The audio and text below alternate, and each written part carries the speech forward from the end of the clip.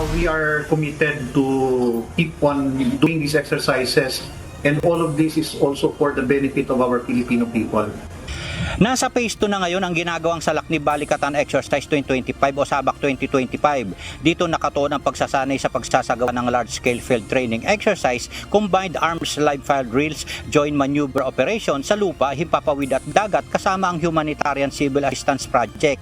Sa isinagawang Joint Pacific Multinational Readiness Exportable Press Conference sa Fort Ramon Magsaysay sa Nueva Ecija netong Biyernes, June 13. Inihayag ni Brigadier General Michael Logico ng Philippine Army, ang Exercise Director ng SABAC 2025, na nasa 90% na ang kasanayan ng mga sundalo sa Territorial Defense Operation at patuloy silang nagsasanay sa tactical at operational level.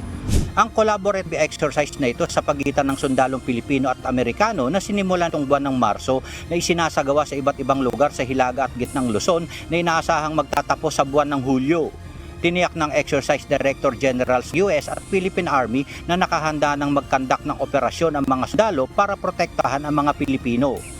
The exercises is in a way training us to get that comprehensive competency and capability to perform our mandate.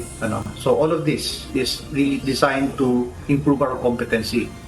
And then we are better equipped, we are better capable of protecting and defending the Filipino people.